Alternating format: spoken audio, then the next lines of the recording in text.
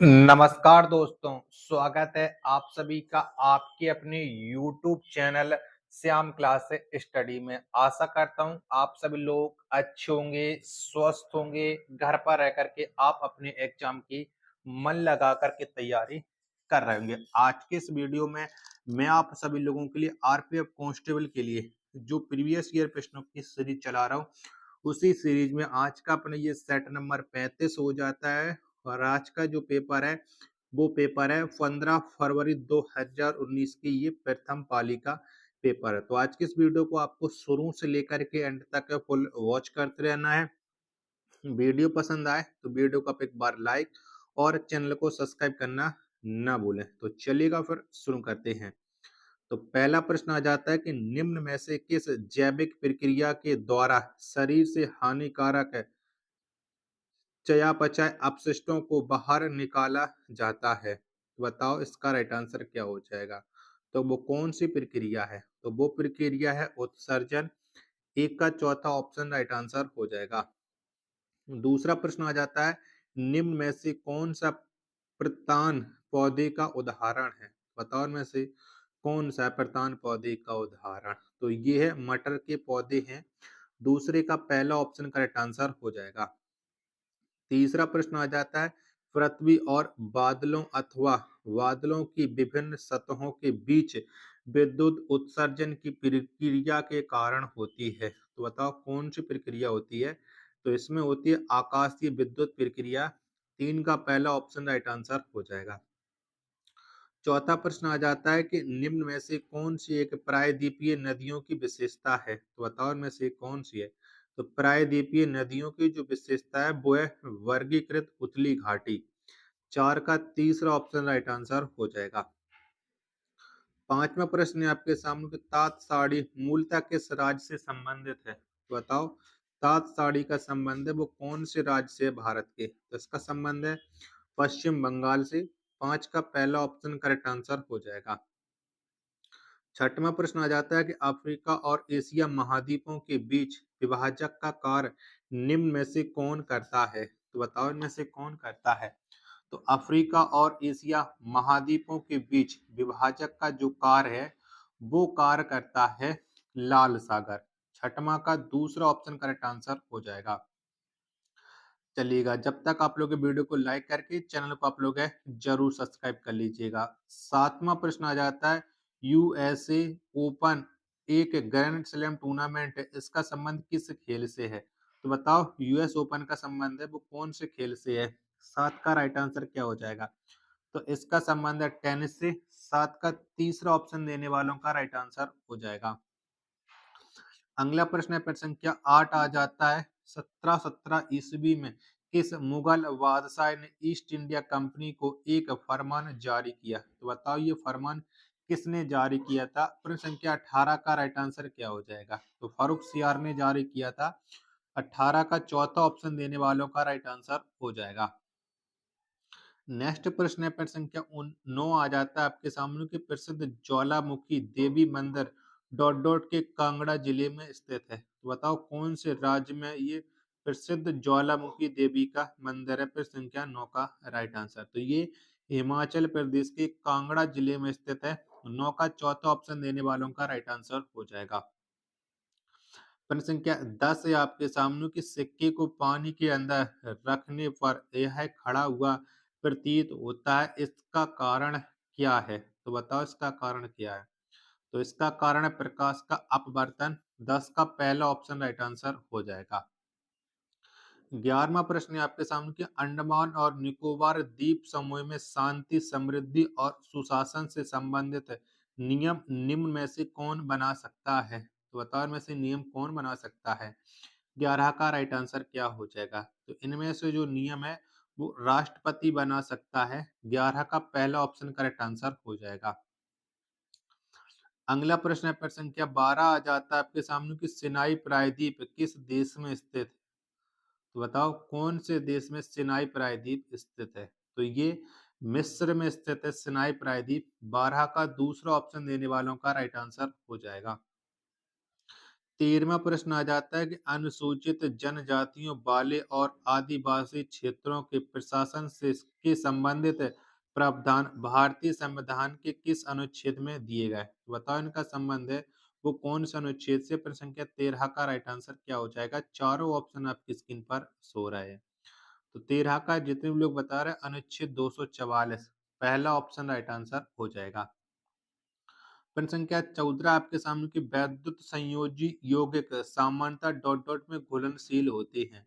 तो बताओ ये किस में घुलनशील होते हैं? वैद्युत संयोजी सामान्यतः तो ये घुलनशील होते हैं जल में। 14 का तीसरा ऑप्शन राइट आंसर हो जाएगा। प्रश्न संख्या 15 आपके सामने की भारतीय संविधान में वर्णित मौलिक अधिकारों की मुख्यतः डॉट डॉट से लिया गया है। तो बताओ मौलिक अधिकार है वो कौन से देश के संविधान से लिए गए हैं? तो इन्हें अमेरिकी संविधान से लिया गया है। 15 का पहला ऑप्शन राइट आंसर हो जाएगा।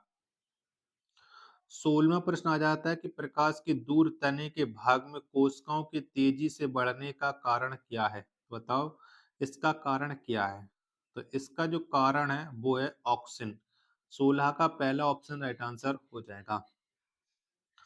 प्रश्न संख्या 17 आ जाता है आपके सामने किसी विशेष बीमारी के कारण समय से पहले मरने वाले लोगों की संख्या और साथ ही बीमारी के कारण विकलांगता की स्थिति में बिताए गए कुछ वर्षों का अनुमान लगाने के लिए किस संकेतक का उपयोग किया जाता है? तो बताओ कौन से संकेतक का उपयोग करते हैं?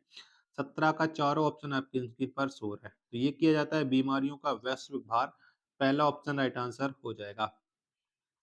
18वें नंबर का प्रश्न आ जाता है कि भारत के नियंत्रक और महालेखा परीक्षक निम्न में से किसके खातों की जांच करता है? तो बताओ ये किसके खातों की जांच करता है? तो ये करता है राज्य और केंद्र दोनों सरकारों की। 18 का तीसरा ऑप्शन करेक्ट आंसर हो जाएगा। चलेगा अगला प्रश्न आ जाता है प्रश्न संख्या 19 से कि एथलीट हिमा दास का संबंध किस भारतीय राज्य से है? तो बताओ कौन से भारतीय राज्य से संबंधित हैं एथलीट हिमा दास? तो इनका जो संबंध है वो है असम से। 19 का चौथा ऑप्शन राइट आंसर हो जाएगा। अगला प्रश्न आ जाता है प्रश्न संख्या 20 है कि रणथंभौर राष्ट्रीय उद्यान कहाँ स्थित है? तो बताओ ये कहाँ पर है? कौन से राज्य में है? तो रणथंभौर जो राष्ट्रीय उद्यान है ये राजस्थान राज्य में स्थित है। 20 का तीसरा ऑप्शन राइट आंसर हो जाएगा। आशा करता हूँ कि आपको वीडियो जरूर पसंद आ रही होगी तो प्लीज वीडियो को लाइक और चैनल को सब्सक्राइब करना ना भूलें। 21वें नंबर का प्रश्न है कि लाल कंगारू निम्न में से किस देश का राष्ट्रीय पशु है? तो बताओ ये कौन से देश का राष्ट्रीय पशु है लाल कंगारू? तो इसका संबंध है ऑस्ट्रेलिया से। 21 का चौथा ऑप्शन राइट आंसर हो जाएगा। प्रश्न संख्या 22 आ जाता है कि पश्चिमी चक्रवाती विक्षोभ का उद्गम कहाँ से होता है? बताओ कहाँ से होता है? तो पश्चिमी चक्रवाती विक्षोभ का जो उद्भव है ये भूमध्य सागर से होता है। 22 का तीसरा ऑप्शन राइट आंसर हो जाएगा। प्रश्न संख्या 23 आ जाता है कि ध्वनि की तीव्रता अथवा मंदन का इसके डॉट डॉट द्वारा निर्धारित किया जाता है। तो बताओ ये किसके द्वारा निर्धारित किया जाता है? तो ये निर्धारित किया जाता है आयाम के द्वारा। 23 का चौथा ऑप्शन राइट आंसर हो जाएगा। 24वें नंबर का प्रश्न आ जाता है कि लोकसभा अध्यक्ष का चुनाव होता है। तो बताओ किसके द्वारा होता है लोकसभा अध्यक्ष का चुनाव? तो इसके जो सदस्यों के बीच से ही होता है। 24 का तीसरा ऑप्शन राइट आंसर हो जाएगा। प्रश्न संख्या 25 है आपके सामने कि वर्ष 1930 में सूरसेन के नेतृत्व में शस्त्रगार क्रांतिकारियों ने कहाँ धावा बोला? बताओ कहाँ पर धावा बोला था? तो क्रांतिकारियों ने जो धावा बोला था वो चिटगांव में बोला था। 25 का दूसरा ऑप्शन राइट आंसर हो जाएगा। प्रश्न संख्या 26 आ जाता है कि निम्न में से किसे भारतीय संसद का उच्च सदन कहा जाता है? तो बताओ किसे कहते हैं? तो भारतीय संसद का जो उच्च सदन है ये राज्यसभा को कहा जाता है। 26 का दूसरा ऑप्शन राइट आंसर हो जाएगा।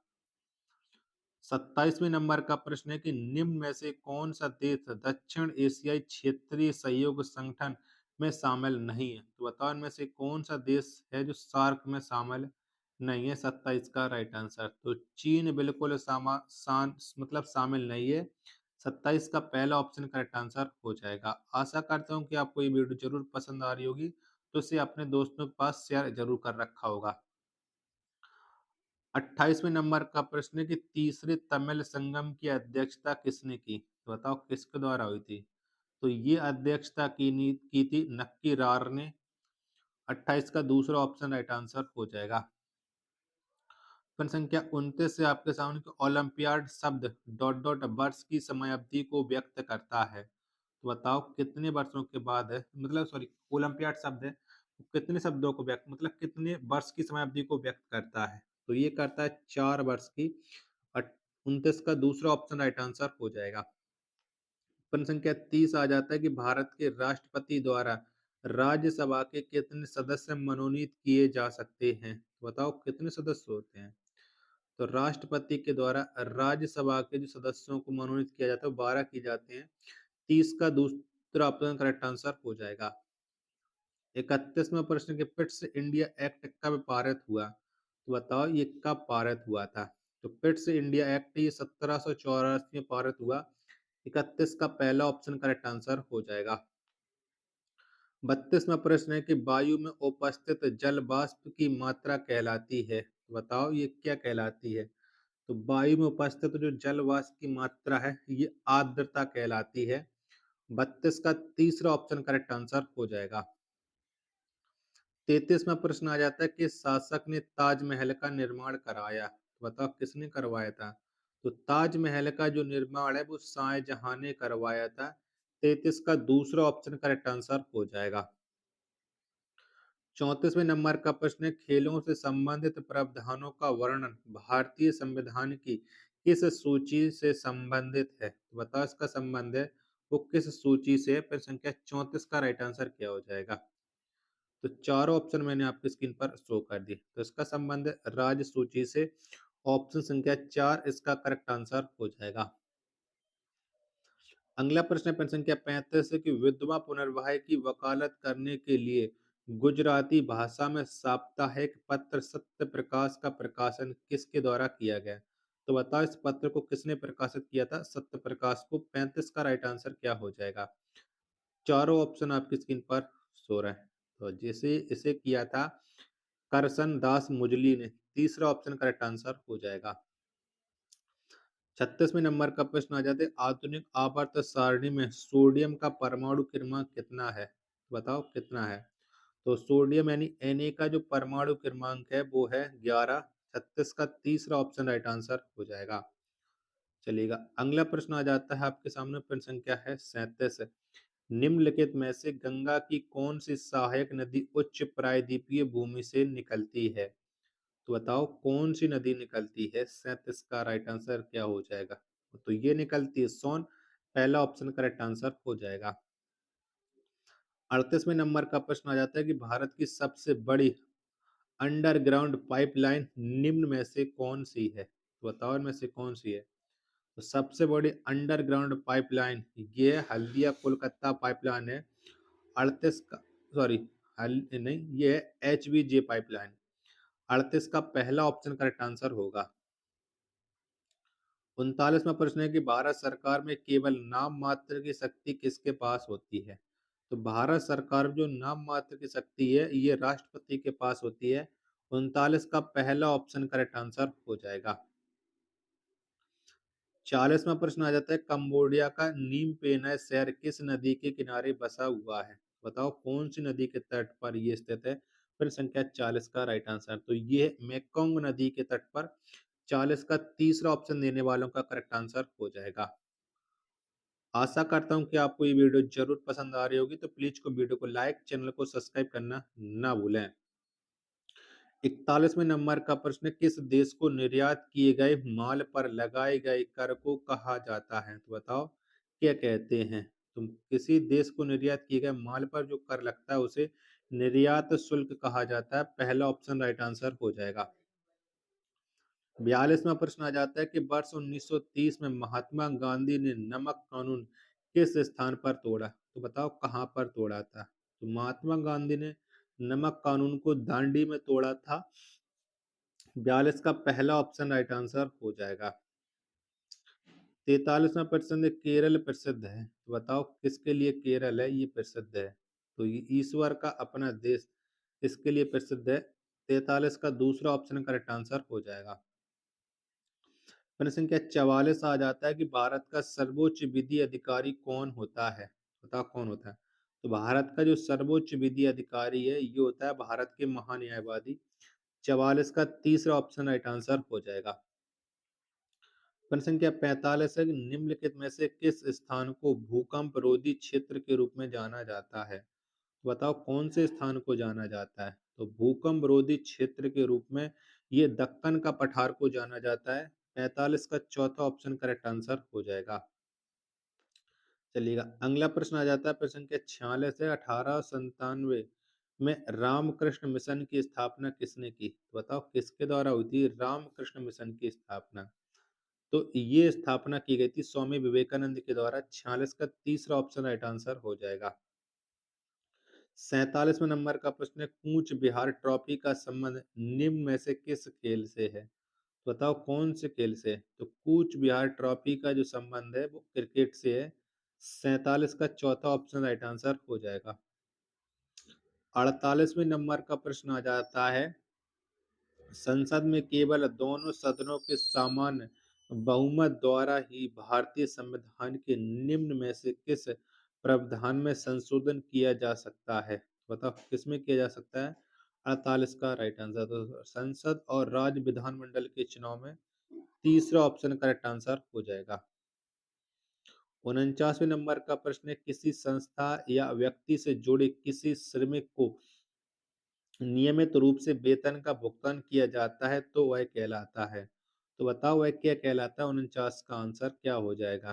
तो वह नियमित वेतनभोगी कर्मचारी कहलाता है। दूसरा ऑप्शन करेक्ट आंसर हो जाएगा।